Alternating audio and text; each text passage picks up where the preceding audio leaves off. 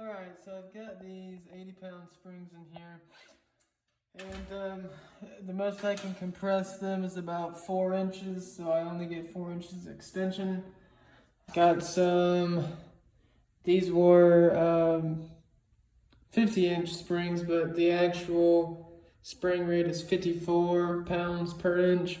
So I'm gonna throw these on here and hopefully I'm looking for right at 6 inches of compression so I can have 6 inches of separation.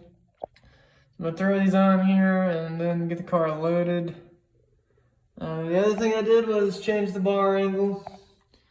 Bar angle is set a little bit less aggressive, so hopefully that'll help.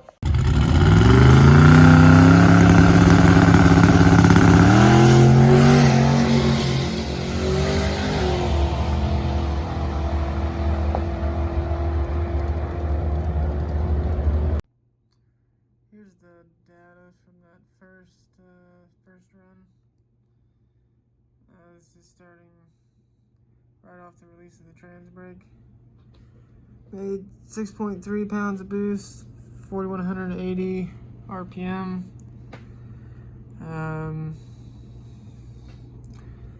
And then run it out.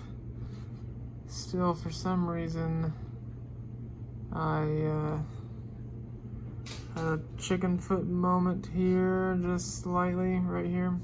Not sure why. Have to work on making sure I don't let off, but it goes down to like, I think 40% TPS. Yeah, high 46%. But besides that, everything was pretty good. Followed the boost curve and everything that I was looking for. So at about 1.0, about 1 second in, I'm at 21 pounds of boost. And then directly after that, there's the little lull here from where I let off the throttle just a touch. And I believe that's what's causing this, at least making it this predominant, from letting off the throttle. But over here, shifted about 6,800 on this one. Shifting there 6,800, and then we have a drop down to 5,700. So almost 5,800. So we got nearly 1,000 RPM drop. I could actually run that out a little bit to maybe, I don't know, 7,300 or so. Get a little bit more RPM out of it. I think that's what I've normally done, is run it out a little bit farther. But take a look at that G meter. G meter is the teal blue color, whatever you want to call it. Runs out, peaks up at about, I think it's 1.8. Right at 1.75, 0.79, somewhere around there, 1.7 Gs. And then it falls off dramatically right where I pedal it. And then it kind of just starts falling down. I just need to add some more boost there. Probably need to run it around 30-ish. See what that does. Air fuel looks good.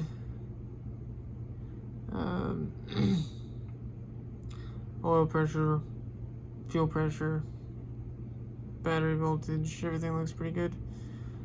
Inlet air temp's a little bit warm, and they keep going up as the pass goes. But it was, I believe, at this point, it was almost 98, 99 degrees. I mean, it was really hot. So this pass only ran out to 8.39. This is pretty much an 8.4 second pass. I think it was a 5.3 eighth mile, one 360 foot. So it should have been a lot better, especially leaving on like 6 pounds of boost. But it is hot, so on a cooler evening, this pass should run closer to 5 seconds and closer to 7 seconds in the quarter mile.